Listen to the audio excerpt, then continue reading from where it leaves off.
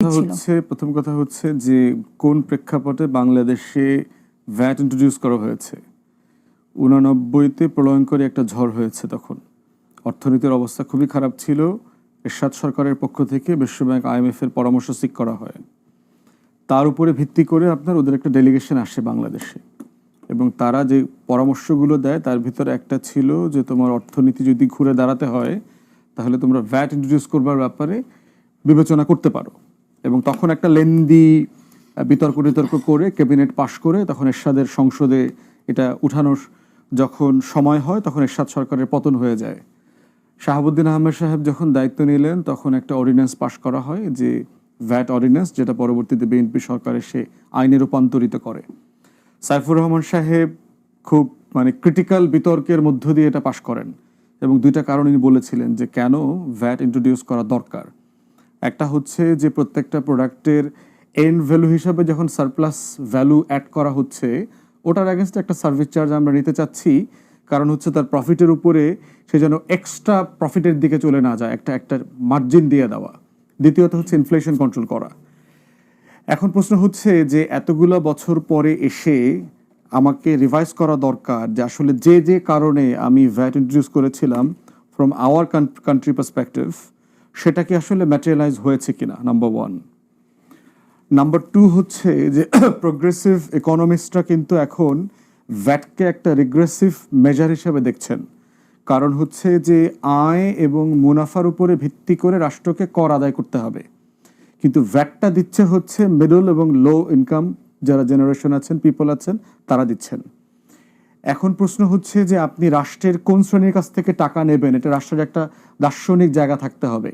এখন আমার রাষ্ট্রের আকাঙ্ক্ষা পত্রের জায়গায় দেখেন যে সাম্য, মানবিক মর্যাদা, সামাজিক সুবিচারের কথা বলেছিলাম, এবং অ্যাট এ টাইম দেখেন এইটা যখন সরকার ইন্ট্রোডিউস করছে without any consultation with the stakeholders, তারা অ্যাট এ টাইম টিসিবির ওপেন ট্রাক যে সেল ছিল এটা বন্ধ করে দিয়েছে, এবং কোনো ব্যাখ্যা আমার চোখে পড়ে নাই।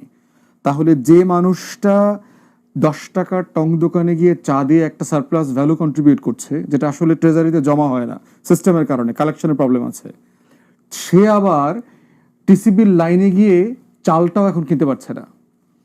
তাহলে তাকে যে আমি দুই দিক থেকে ধরলাম, এবং এই মানুষগুলোই কিন্তু 16 বছরের ফ্যাসিবাদী আন্দোলনের এবং ফ্যাসিবাদী শাসন ব্যবস্থার সবচেয়ে বড় ভিকটিম ছিল। তারাই কিন্তু এই গণ অভ্যুত্থানের পক্ষের শক্তি, তারাই কিন্তু অন্তর্বর্তীকালীন সরকারের পক্ষের শক্তি। আমরাই তো সমর্থন এবং সমালোচনার মধ্য দিয়েই তো এই সরকারকে যতটুকু আস্থা এবং সাহস যোগানো দরকার সেটা করছি।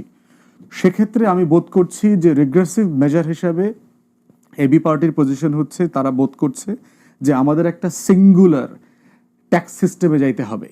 কাস্টমস, ভ্যাট, ডিউটি, এক্সাইজ, এই এতগুলো প্রসেসে না গিয়ে একটা সিঙ্গেল ট্যাক্সেশনে যাওয়া দরকার।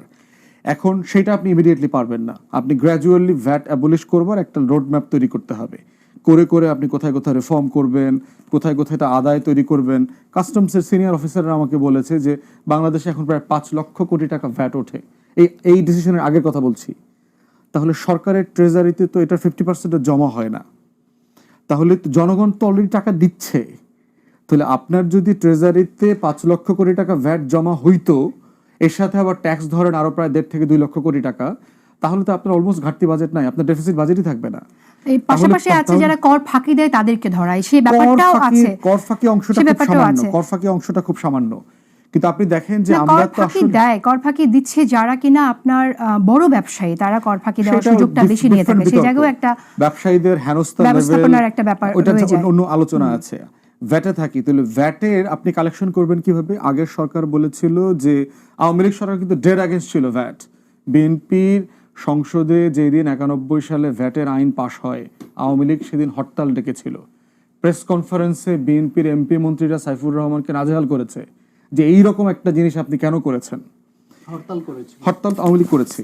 তো সেই জায়গাতে আপনার আমার আদায়ের মেকানিজমটা যদি আমি ডেভেলপ করতাম, আমি বোধ করছি যে ওই যে আপনি প্রশ্ন করেছেন না, যে রাষ্ট্রকে প্রশ্ন করেছেন যে কি করলে একই টাকা আমি অন্য জায়গা থেকে পেতাম।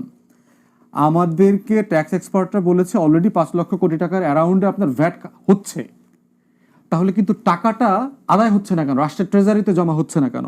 জমা হচ্ছে না 2-3টা কারণে। একটা হচ্ছে হাইলি করাপ্ট আমাদের যে এনবিআর আছে, দ্বিতীয়ত হচ্ছে হাইলি ডিসফাংশনাল ব্যুরোক্রেসি, যার সাথে এনবিআর এর দেখবেন 3টা ডিপার্টমেন্ট আছে, রেভিনিউ, ভ্যাট এবং কাস্টমস।